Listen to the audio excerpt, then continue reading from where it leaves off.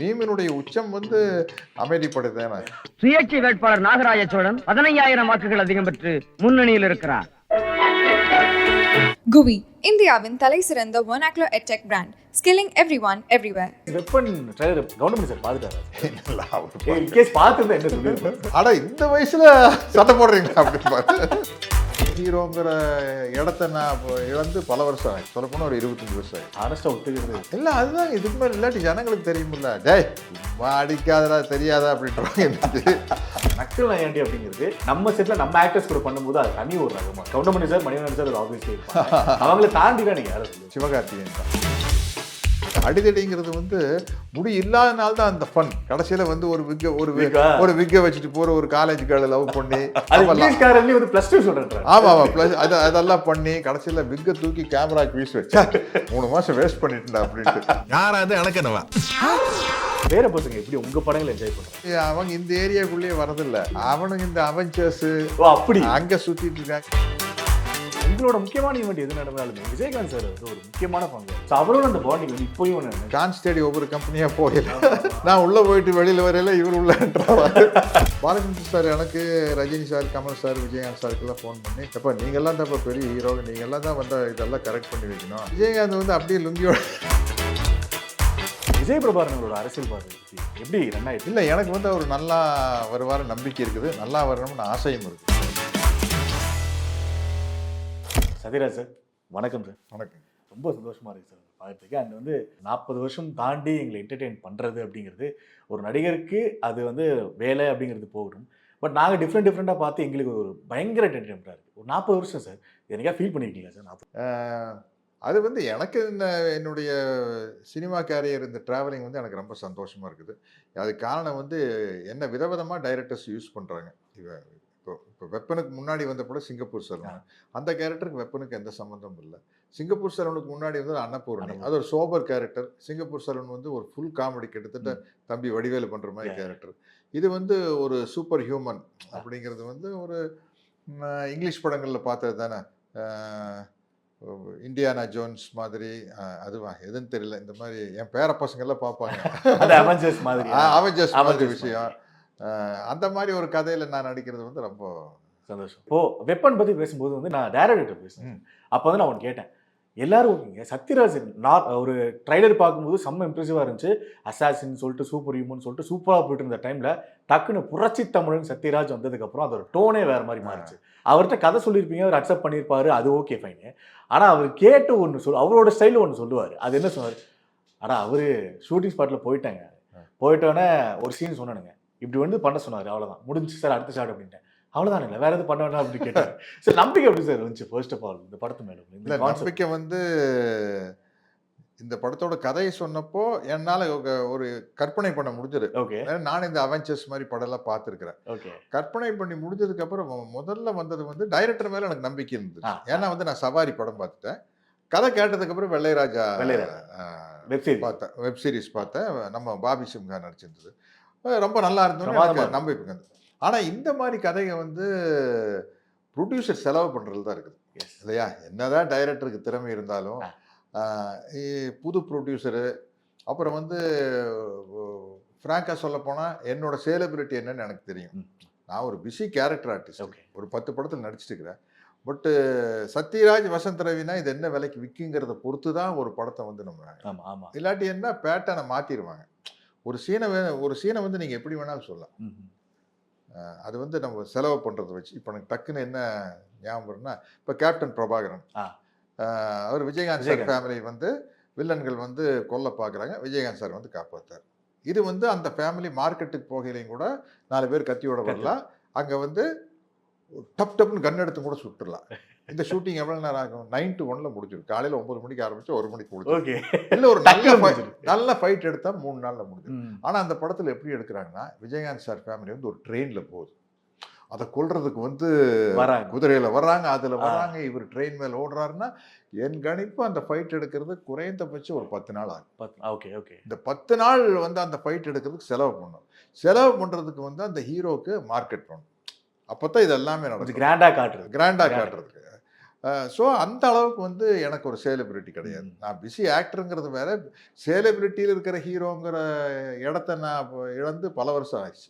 சொல்லப்போனால் ஒரு 25 வருஷம் ஆயிடுச்சு. ஹானஸ்டா ஒத்துக்கிறது இல்லை, அதுதான் இதுக்கு மேலே இல்லாட்டி ஜனங்களுக்கு தெரியுமில்ல, டேய் சும்மா அடிக்காதடா தெரியாதா அப்படின்றாங்க எனக்கு.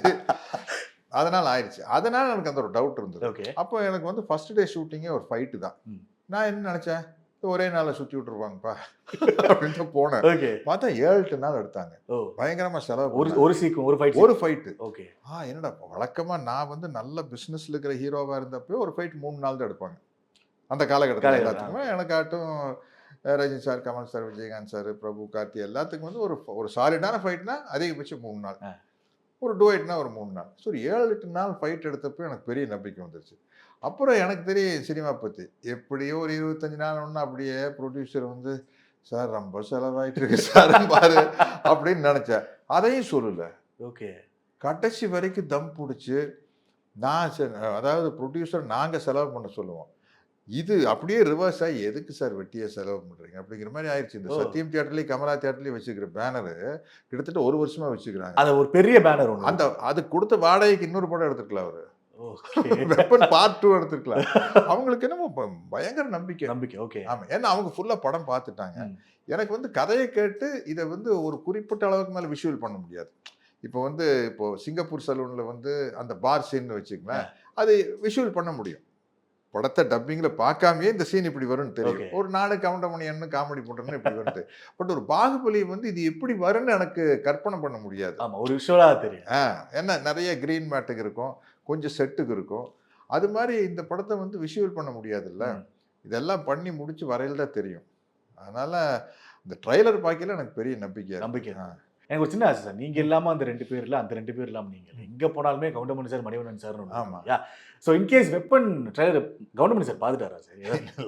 இன்கேஸ் பார்த்துருந்தா என்ன சொல்லியிருப்பாரு அவரோட ஸ்டைலில்? இந்த வயசில் சண்டை போடுறீங்களா அப்படின்னு பார்த்து, அண்ணா என்னென்ன வயசாச்சு, ஒரு 60-50 ஒரு வயசான அப்படின்னு. மணிவண்ணன் சார் இருந்திருந்தா இன்கேஸ் பார்த்துருந்தாரு. மணிவண்ணன் சார் வந்து கவுண்டமணி அளவுக்கு நக்கல் பண்ண மாட்டாரு.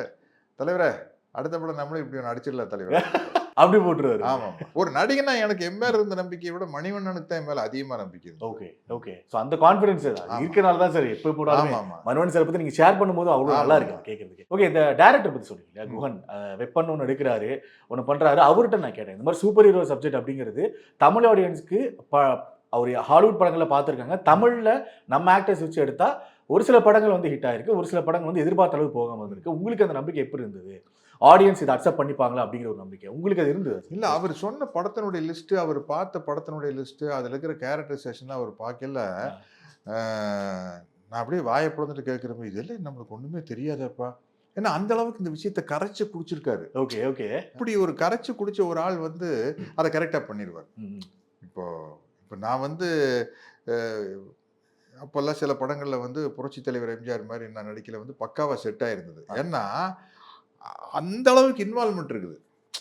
அதனால் வந்து அவர் மாதிரி நடிக்கணும்னா அதில் அது அப்படியே வரும். ஓகே, அந்த பாடி லாங்குவேஜ். அது மாதிரி இவருக்கு வந்து இந்த ஜானர் இருக்கு பாருங்க. இந்த சைடில் அவர் சொன்ன லிஸ்ட்டுகளை பார்த்தா இதெல்லாம் நான் கேள்விப்பட்டது இல்லை. நமக்கு தெரிஞ்ச ஏதோ இந்த அவெஞ்சர்ஸு, இந்த ஸ்டார் வார்ஸ் மாதிரி சில விஷயத்தை அதை தாண்டி சொன்னாரா? ஐயோ, நீங்க அவர்கிட்ட கேட்டு பாருங்க, என்னென்னமோ வச்சிருக்காரோ. அதுக்குள்ள இருக்கிற இந்த கேரக்டரைசேஷன் அவ்வளவு டீட்டெயில் இருக்கு. எனக்கு இந்த விஷயங்களை என் பேர பசங்களோட உட்காந்து சினிமா பார்க்கறதுனால தான் தெரிஞ்சது. இல்லாட்டி எனக்கு இதெல்லாம் தெரியாத புரியாத விஷயம். அதை சொன்னேன். என்ன குகன், இப்போ எனக்கு கிரிக்கெட்டை பற்றி ஒன்றும் தெரியாது. தெரியும், இது கேட்ச் பிடிச்சா out, sixer, boundary, stump out, detail தெரியாது. இப்போ வசந்த் ரவி அவரும் பேசிட்டு இருக்கிறது பார்க்கல. இப்போ கிரிக்கெட் பற்றி தெரியாதுனால தோனியும் விராட் கோலியும் பேசிட்டு இருக்கு, நம்ம நடுவில் என்ன பண்ணுவான்? வாயப்பொழுது கேட்டு தான் இருக்க முடியும். ஓகே, அந்த அளவுக்கு இவர் அதுக்குள்ளேயே இருக்காரு மனுஷன். அப்படி இருக்கிற ஆள் ஜெயிச்சிருவாருங்க. ஏன்னா வந்து இப்போ ஒரு கிராமிய கதைக்கு வந்து ஒரு பெரிய ஓப்பனிங் வந்து, அதுக்கு முன்னாடி எத்தனையோ கிராம கதை இருக்காங்க. பெரிய இந்த கிராமிய கதைகள் நிறைய படமா வந்திருக்குது. எங்க எடுப்பாங்கன்னா ஏவிஎம் செட்லையும், வாங்கனி செட்லையும், பிரசாத் செட்லையும் தான் எடுப்பாங்க. இல்லையா? ஆனா பாரதி ராஜா சார் வந்து அந்த மண் வாசனையோட வந்து அடிச்சாரு பாருங்க 16 வயதுல அப்படின்னு. அவர் பார்த்த கேரக்டரை வச்சு கதை எழுதுறாரு இல்லையா? இல்லாட்டி 19 எழுதுறது இல்லை. அவர் பார்த்த ஒரு கேரக்டர், அதனால தான் அந்த பேரு சப்பானி, பரட்டை, குருவம்மா, காந்திமதி அக்கா பேரு, ஸ்ரீதேவி பேர் ஒரு மயில், இப்படி எல்லாமே வந்து சின்ன சின்ன கேரக்டரும் கூட இவர் கிராமத்துல பார்த்த கேரக்டர். அது மாதிரி இந்த குகன் வந்து இதை பெரிய ஒரு அவருக்கு ஒரு டாக்டர் பட்டம் கொடுக்குறேன்னா இதில் தான் கொடுக்கலாம். அந்த அளவுக்கு இதை கரைச்சி கொடுத்துருக்காரு. இந்த ஜானரை என்னென்னமோ படத்து பேர் சொல்றாரு, அதுக்குள்ள கேரக்டர் பேர் சொல்றாரு. அப்போ அதுவே எனக்கு ஒரு பெரிய நம்பிக்கையா இருக்குது. Okay sir. இப்போ டெக்னாலஜி வைஸும் சார், இப்போ வந்து தமிழ் சினிமா அப்போ இருந்ததுக்கும் அது ஆப்வியஸாக வந்து வருஷங்கள் மாற டெக்னாலஜி டெவலப் ஆகிறதா சொல்லுவோம். நான் இப்போ ரீசெண்டாக பார்த்தேன் அந்த மீம் டெக்னாலஜி அப்படிங்கிறது கடந்த ஒரு வருஷங்களை அடிச்சு நவுத்திட்டு இருக்கேன். ஆமா, அதுல எனக்கு ரீசெண்டாக ரொம்ப பிடிச்சது, நீங்க பாத்தீங்களான்னு தெரியல, ஆவேசம்னு ஒரு படம் ரிலீஸ் ஆச்சு சார், ஃபகத் ஃபாசில் நடிச்சது. நான் பார்த்தேன். நான் அதுல ஒரு பர்த்டே சாங் ஒன்று வரும், ஒயிட் அண்ட் ஒயிட்ல போட்டு ஒன்று பண்ணுவாரு. நீங்க அந்த மீம் பாத்தீங்களான்னு சொல்லு சார், ஃபகத் ஃபாசில் பண்ணிட்டாரு, ஓகே இது எங்க தலைவன் அப்பயே பண்ணிட்டாரா அப்படிங்கிற மாதிரி அடிதடி அவர் எடுத்து போட்டு அந்த இலுமினாட்டி சாங் எடுத்து போட்டு ஒன்று பண்ணியிருந்தாங்க. நீங்க பாத்தீங்களா சார்? அது பார்த்தேன் நான். அது எப்படின்னா ஒரு சாயல் இல்லாமல் இன்னொரு படமே பண்ண முடியாதுங்க. ஆக்சுவலாக வந்து அவங்க சொன்னதுக்கு அப்புறம் இந்த மீம்ஸ் எல்லாம் வந்ததுக்கு அப்புறம் பார்த்தேன், அந்த ஒரு விஷயம்தான் அடிதடிக்கும் ஆவேசத்துக்கும் உதாரணம் முடிய, மற்றபடி இந்த கதைக்கு அந்த கதைக்கு சம்மந்தமே இல்லை. என்னோட ஆக்டிங்க்கு ஃபகத் ஃபாசில் ஆக்டிங்க்கு சம்மந்தமே இல்லை. இவர் வேற பேட்டர்னில் போயிருக்காரு, நான் வேற பேட்டர்னில் போயிருக்கிறேன். அதனால வந்து அது மீம்ஸ் போடுறவங்க ரகலை பண்றதுக்கா போடுவாங்க. இல்ல அதான் சார், அந்த மீம் இதாக கேட்டுட்டு இருக்கேன் சார். இப்போ மீமை ஃபாலோ பண்றது ஒன்று இருக்கு. மீமினுடைய உச்சம் வந்து அமைதிப்படுத்தேன். என்ன மீம் இருக்கு அதை கேட்க எந்த யாரை கலாய்க்கிறதுனாலும் அந்த மீம் போட்டு தான் கலாய்க்கிறாங்க. ஸோ இதெல்லாம் என்ஜாய் பண்ணிங்களா சார்? எந்த அளவுக்கு என்ஜாய் பண்ணுங்க சார் மீம்ஸ்? இல்லை, இதெல்லாம் வந்து அந்த நேரத்தில் உருவாகிறதாங்க. ஷார்ட் வச்சதுக்கு அப்புறம் தான் வந்து அது என்னமோ தெரியல, மணிவண்ணனுக்கும் எனக்கு வந்து முன்கூட்டியே டிசைட் பண்ணால் சரியாகவே வராது. அங்கே போய் அந்த நேரத்தில் அந்த இடத்துல தண்ணி கொதிக்க வச்சு அரிசி எடுத்து உலையில போடுறதுதான். அங்கே போய் கிண்டுற உப்புமா தான் அது. Okay sir. இப்போ அந்த டெக்னாலஜி வைஸ் கேட்டது சார், இப்போ நீங்க இதுக்கு முன்னாடி தெலுங்கு படங்கள் நிறைய டெக்னாலஜிஸ் பார்த்துருக்கீங்க, பாகுபலி நிறைய பார்த்துருக்கீங்க. ஆமாம். நம்ம தமிழ் சினிமா பொறுத்த வரைக்கும் இப்போ வெப்பன் எடுத்துப்போம் சார், டெக்னாலஜி வைஸ் எவ்வளோ இம்ப்ரூவ் ஆயிருக்கு? சிஜியா இருக்கட்டும், பிஎஃப்எக்ஸா இருக்கட்டும், அந்த பயங்கர இம்ப்ரூவ் ஆயிருக்குது. அதனால தான் இந்த படத்தை நான் ஏன் ஆவலோட எதிர்பார்க்கணும்னா பக்கா சுயநலத்தோடு தான். ஏன்னா வந்து இப்போ நான் என்ன பண்ணிட்டு இருக்கேன்னா கேரக்டர் ரோல் பண்ணிட்டு இருக்கேன். இந்த கேரக்டர் ரோலில் நல்ல அப்பா அப்படிங்கிறது ஒரு லிமிட் தான். அதில் சின்ன ஒரு வெரைட்டி பண்ணலாம். ராஜா ராணினா மாடர்ன் அப்பா, கனானா கிராமத்தில் இருக்கிறப்பா, வருத்தப்படாத வாலிபர் சங்கம்னா ஒரு நக்கல் பிடிச்சப்பா. இதில் என்ன வெரைட்டி காட்டினாலும் கூட வந்து ஒரு இந்த மாதிரி ஒரு சூப்பர் பவர்ஃபுல் ஆக்ஷன் ஹீரோவை செட் ஆகிட்டா நாளைக்கு இந்த படம் ஜெயிக்கும் பட்சத்தில் நம்ம எதுவுமே வந்து நான் படம் ஜெயிச்சுன்னா எனக்கு ஒரு பெரிய கதவு ஓப்பன் ஆகும். ஏன்னா இது வந்து எல்லா லாங்குவேஜ்லையும் டப் பண்ணி போகும். இந்த மாதிரி படங்கள் தான் வெற்றி அடையும் போது நான் சொல்கிறேன். நான் மற்ற படம்லாம் ரீமேக் பண்ணிட்டு போயிடுவாங்க. அப்போ நம்ம அங்கே போக மாட்டோம், அங்கே இருக்கிற ஒரு ஆக்டரை வச்சு எடுத்துருவாங்க. இது போகும்போது என்ன, இன்னைக்கு வந்து இது மாதிரி ஒரு படத்தை வந்து வேற மொழியில் தெலுங்குலையோ மலையாளம், கன்னடம், ஹிந்தியில் பண்ணலான்னா என்னை வச்சு இப்படி பண்ணும்போது இதில் வந்து இந்த மாதிரி கேரக்டரில் நம்ம கஷ்டப்படாமல் பேர் வாங்கிக்கலாம். இல்லை, நம்ம நோகாமல் நோம்பி கும்பிடுறோன்னு சொல்கிறது இல்லை, அது மாதிரி தான் சரி வந்துருச்சு. அப்புறம் இன்னைக்கு என்னன்னா உலக சினிமா லெவலில் பார்த்தீங்கன்னா ஹாலிவுட் சினிமாலே என்ன ஆகி போச்சுன்னா ஆரம்ப காலத்துலேருந்து கருப்பின மக்களுடைய கேரக்டர் ஒன்று இருந்துகிட்டே இருக்கு. ஆமாம் ஆமாம். ஜிம் ப்ரௌன், இன்னைக்கு இருக்கிற வில் ஸ்மித், ஏன்னா அவங்களுடைய பாப்புலேஷன் அமெரிக்காவில் அதிகம். ஸோ அவங்களுக்கு ஒரு கேரக்டராக கொண்டு வந்தால் தான் அந்த ஆடியன்ஸ் உள்ளே வருவாங்க. இப்போ பார்த்தீங்கன்னா எல்லா ஹாலிவுட் படத்துலையும் ஒரு இந்தியன் ஆக்டர் இருக்காரு, இல்லாட்டி ஒரு ஜுராசிக் பார்க்கில் இவர் நம்ம இர்ஃபான் இறந்து போயிட்டார், நல்ல ஆர்டிஸ்ட். Jurassic world.